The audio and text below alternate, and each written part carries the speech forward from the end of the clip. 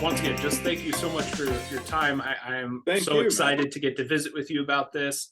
When Susan first reached out to me about this, I was like, oh, this is just excellent. It's fantastic. Not only is Clerk finally, getting this amazing release, but the way you guys have decided to release it. Can you just kind of give me some backstory here as kind of what led to the creation of this distribution company, but b what kind of inspired you guys to be like, all right, let's just do this ourselves.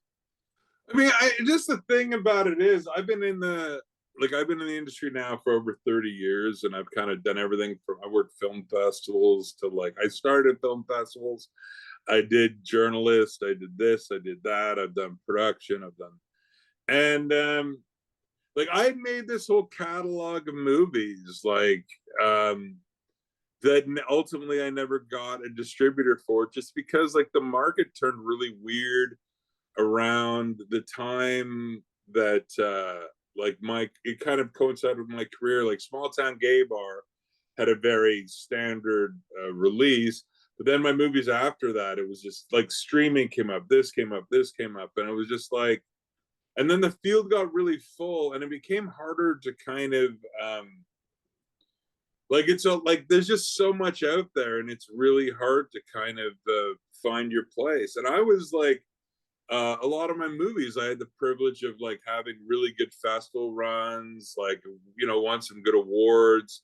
I played South by Southwest with I think all of them, so it's just kind of I basically in every sense of the word, I would be perceived as a successful filmmaker, but I wasn't finding a proper way to connect with my audience, or an audience. Not that I have really have an audience at this point, but I like it, and distributors, they're going through their own thing right now. That's a tough job, kind of, because the wheel, it's just turning so fast that I think people are just playing catch up on kind of how to connect with people. And I've been lucky enough that for most of my career, I've been kind of around Kevin Smith. We've been friends for a long time, and I've really kind of been connected to his community. So, and Kevin's a really DIY guy. And it's just kind of I was there at his legendary, when he was at Sundance, and he gathered a bunch of distributors together and said he was going to bet on himself. And it came to a point where I'm just I got inspired to be well, it's time to bet on myself. Why? I just had a bad experience with a distributor on the DVD of Clerk, and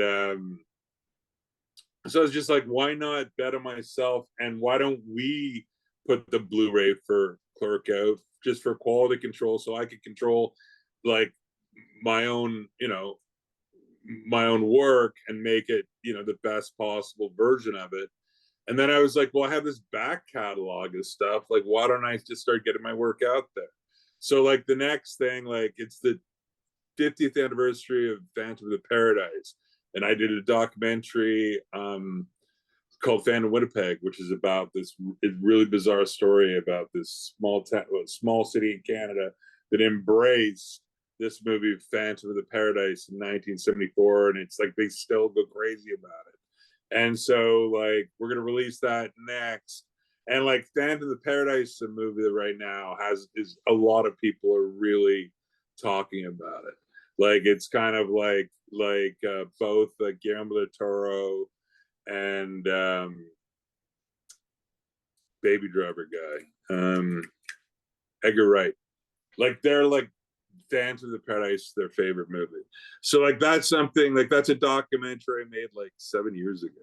So I'm finally gonna find a way to put that out. But I love the idea of physical media, because when I was younger, I remember being a kid. There was this movie theater down the street. It's called the Playhouse, and I used to ride my bike and go see movies. And one time, stickers, scratch and sniff stickers, was a big thing in the early '80s. and there was a movie coming out that was Scratch and Sniff, and I was like, whoa, I'm gonna, So I rode my bike to go see this Scratch and Sniff movie, and little did I know I was going to see my first John Waters movie. So I got introduced to John Waters like through, a really weird way. But then I was like, oh my God, I love this John Waters guy. Like, where can I see more of his stuff? And it's like I lived in the suburbs.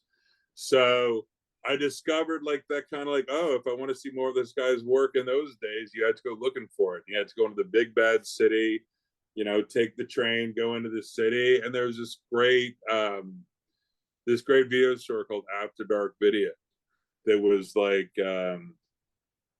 up on Bathurst in Toronto. There's this really, really cool video DVD, like it was a video store at the time DVD was around then. So it was just like I was just like I found more John Waters movies. And then you're like, well, what else is here? You find Russ Meyer's movies and stuff. So I love that experience of kind of like having to work to go see movies a little bit. So that's why I do like when I'm putting out on, I like that about physical media. I like kind of the way that it's like you can't get us on Amazon. We're kind of our own little thing. That was a long rant. I apologize. No, this is fantastic. This is exactly the information I wanted to receive because, as somebody who is a collector of the physical films themselves, like I have an array.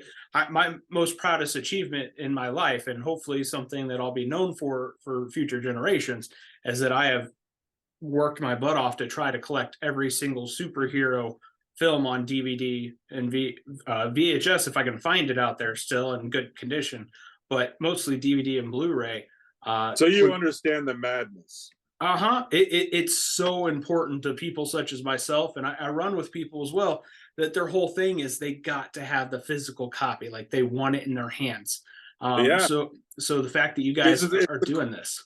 What's the quest for the Grail? Like that was the great thing for me, is that I couldn't just turn on my TV and go to a streaming site. Like I had to go to the video store. I had to go take, to get Desperate Living by John Waters. I remember I had to hop on a GO train, like hop on a bus to the GO train, go into the city of Toronto, hop on a subway, walk up the street, go to this place, After Dark Video. And then it just had the coolest movies. It's where but it was this is the nerdiest story ever. I loved like movies so much when I was a kid. The first physical media, the first VHS I ever bought was Friday the 13th Part 2. And I swear to God, the first night I slept with it. I slept with it next to my pillow. This used copy of Friday the 13th Part 2. The first movie I ever owned on video. And God, I fucking loved it. And I watched it so many times. And I still love that movie. Well, speaking of VHS, I definitely got to bring up the fact that you guys are releasing Clerk not only on Blu-ray, but also some limited edition VHS copies as well. What was kind of behind the decision to do the VHS? Because nobody's done that in a long time. No, but we were because we were kind of questioning. We were I know a lot of people are getting back into VHS or have never left VHS. Like, I'm a physical media nerd, and I'm just like, are people still pressed? I was like, it all began with the question, like, can I still get a VHS made of my movie I want to? And we went and looked, and it's like, absolutely you can. So I was like, well, I'd be a fool not to do that. Because I know that's it's something that I would want to own, right? It's just kind of if they had a VHS copy of Once Upon a Time in Hollywood, I would own 5 of them. I would just, because it's just it's like the concept of it. I remember for when I first found out they were still selling DVDs to I went and bought what's that Tom Cruise movie done by? I just went and bought some random movie because I was like, oh, I can't believe this. You can still get a modern movie on DVD, like the studios are still doing it, which I find really interesting. Like DVD is not dead. Yeah, yeah, I Like, completely agree. but they're still releasing like, hey, like Taylor Swift. If you go to her site, I love Taylor Swift. I'm really really sorry. I had a really bad summer this year, and like that song "Cruel Summer," I'm telling you, I love it. But Taylor Swift, like she's selling like tapes and CDs. Oh, I had no idea. That's awesome. Like of her, of her, you know, because she's re-releasing all of her stuff. Like she's really like limited edition. Like there's 4 different colors. Like she's physical media it up. Like it's coming from the top. Like, you know, Taylor Swift is knee deep in physical media, and she's smarter than all of us. So, you know, Well, both she and you realize that there is still people in the world like me and yourself who want to hold it in your hand. You want to you see think it. Taylor Swift? You think she listens to CDs? Oh, Do you think it's her people? There's a question. Do you think it's her people that have got her selling CDs, or do you think that like she's like, no, like I like she's got a wicked like some kind of Macintosh car stereo CD player, and she's kind of like rocking out. What do you think? I You think think it's the latter, 100%. She's got a system in her car. You know, she's bringing her 2 cats in there and making it happen. Okay, that's she's got a exactly. third cat? She's got a third cat. Did she really? I didn't know that. She adopted a third. Yeah, she did a video with it. Like she did a video with it, and like it ended up like she fell in love with it, and she kept it. Like, how much are we talking about Taylor Swift? Sorry. It's the Taylor Swift promotional tour. It's all right. I mean, everything is. I love her so much, though. Oh, I love Tay Tay. You know, I of course also got to ask, you know, with the whole process of bringing this, you know, film to physical, you know, you're obviously releasing it on your website. So is there potential Yes. for there to be a store-wide release in the future? Is that something you're working on? Of the Blu-ray.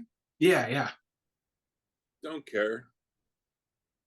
Okay. Like, I mean, it's not really like I've created my kind of brick and mortar shop, like basically online. That it's just like we're selling this, and soon we're going to sell other stuff. And if you want to get it, this is where you get it. Like, I like that for now. Like, if it like we haven't looked into Amazon or anything like that. Like, I just like I don't know. It's just kind of like if you want the Clerk special edition Blu-ray, this is where you get it. Um, and we're trying to get the word out that that's that. And I think it's just kind of like I don't know. It just feels the way to do it. Like I've relied on too many other different sources and people and this and that. It's just like forget it, man. I'm just gonna open up my little shop and just see if people are into it. And like, you know, we've gotten some good positive responses about it. And it's just like, and the thing about it is that I have like about 5 movies that I can release them out, and then I'd like to find other people's movies and just, you know, basically like, you know, I'm not looking to make $1 billion or anything, but like every movie that we release is gonna have a VHS copy. So like I think that's kind of fun. Yeah, and that actually leads me into my next question because I was going to see what's the conversation been like so far regarding other people's projects. Have you had any of those so far? Anything I've you had can some people tease? reach. I've had some people reach out about it. Um, I have enough stuff. I have like movies, my own stuff that I want to get out there. Um, they kind of work to this kind of thing. They're like all 3 movies are about community and that kind of thing. So it'll kind of work to release in this format. And I'm happy. Like I'd have like the thing is I'd have to love the movie because that's what it's all about. Like, you know what I mean? It only works if you love the movie. And then thing is, if like as a filmmaker, I realize is like it's my response, like as especially as a documentary filmmaker, to have the privilege of kind of taking these people's stories and they kind of, it's like, you know, it's like when you're caveman sitting by the fire and sharing stories. But when I've taken somebody's stories, made a film about it, in the end game is I have a responsibility to share that story. That's my job. Um, and I think that through the process, it was I found it hard to find people that I felt would help tell my story properly, the stories that I'd filmed. And I think that ultimately putting in my own hands, I'm just going to kind of like, I'm going to do my best to make sure these stories are heard. And hopefully I could help other people share their stories as well. But I have a few of my own to share first. I love it. I love it, man. Malcolm, I think that's everything I had on the Awesome. questionnaire for you. Is there anything we didn't bring up yet that you just would really like No, no, no. people to Did I know? give you, no. Was that good? Are you happy? Did we talk too much about Taylor Swift? We talked the perfect amount of Taylor Swift. Okay. We might need to do a I, follow-up interview just to talk a little bit more about her, but I uh love her so much. Awesome. Well, dude, thank you so much for your time, man. I really appreciate it. It was great talking to you. No, this has been an absolute pleasure. I can't wait to get my hands on a copy of Blu-ray of Clerk. And man, this is great. I'm super pumped for you, and can't wait to see what it does. Rock and roll, sir. Awesome. Thank you, buddy. All right, Take care. take care.